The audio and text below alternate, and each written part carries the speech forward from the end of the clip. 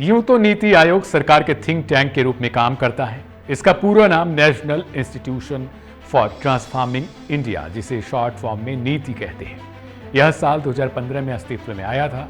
यह सरकार के लिए दीर्घकालिक नीतियां और कार्यक्रम तैयार करता है और केंद्र के साथ ही राज्यों की तकनीकी सलाह भी देता है। राज्यों के संबंध में नीति आयोग का मुख्य उद्देश्य है सरकारी संघवाद को बढ़ावा देना, विकास को बढ़ावा देना, समावेशी विकास सुनिश्चित करना।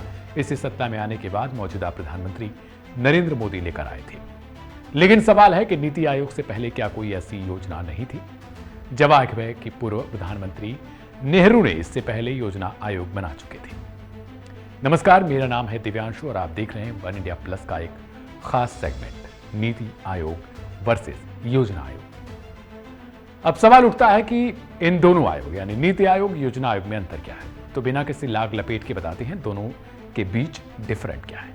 योजना आयोग की स्थापना 1950 में इसके संस्थापक पंडित जवाहरलाल नेहरू थे, उन्होंने किया था।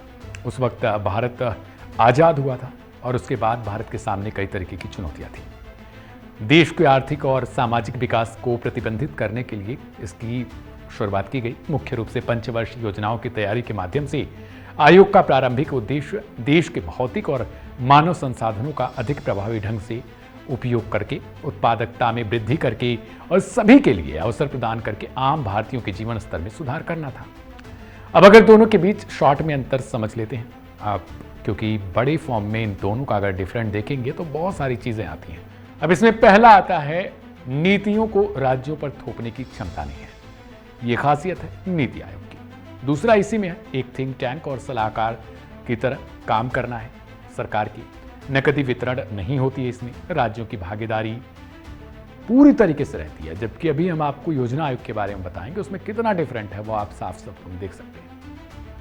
नीति आयोग में नया सृजन किया गया पद सीईओ और उपाध्यक्ष का, बाकी सब कुछ योजना आयोग के जैसा ही तकरीबन है। इसमें बातचीत के बाद नीतियां बनाई जाती हैं, यानी पहले राज्यों के मुख्यमंत्रियों को बुलाया जाता है या फिर केंद्र शासित प्रदेशों के जो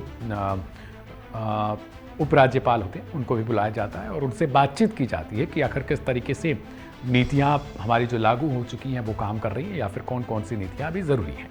उसके बाद राज्यों को धन का आवंटन किया जाता है या फिर केंद्र शासित प्रदेशों को धन का आवंटन होता है। जबकि अभी योजना आयोग के बारे में अगर बातचीत करें तो इसमें राज्यों पर नीतियां लागू करने की क्षमता थी। यानी पंडित जवाहरलाल नेहरू ने जब इसकी शुरुआत की थी तो उसके अंदर इतनी पावर थी कि वो राज्यों पर एक तरीके से जबरदस्ती भी कर सकता था कि नहीं, इस नीति को लागू करना ही करना है, राज्य उसके लिए मना नहीं कर सकते थे। दूसरी थी, नकदी वितरण का अधिकार भी था, यानी ये नकद राशि का भी वितरण जो है वो राज्यों को कर सकता था।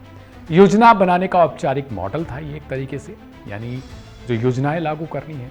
अब नीति आयोग का भी वही तरीका है, लेकिन कुछ चीजें बस बदली हुई हैं।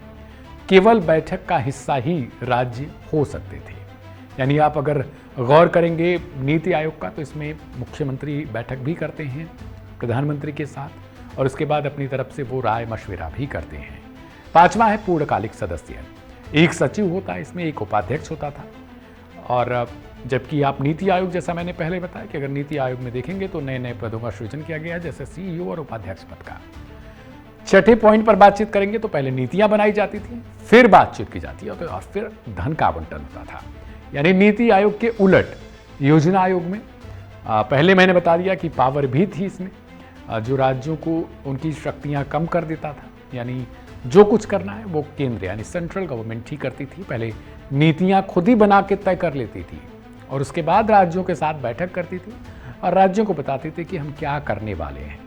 बल्कि आप केवल उस पर बता सकते हैं, लेकिन आप दबाव नहीं डाल सकते कि नहीं आपको करना है, या फिर केंद्र से जबरदस्ती किया जाए कि नहीं मुझे इतना हिस्सा चाहिए। और इसके अलावा धन का आवंटन भी कर देती थी, जबकि नीति आयोग में ऐसा नहीं होता है। फिलहाल इसमें इतना ही है। अगर कुछ और आपको अत्यधिक जानकारी चाहिए या फिर कुछ और आपको लगता है तो उसे कमेंट बॉक्स में जरूर लिखिए। मेरा नाम था दिव्यांशु और मेरे साथ कैमरे के पीछे थे हर्ष। नमस्कार।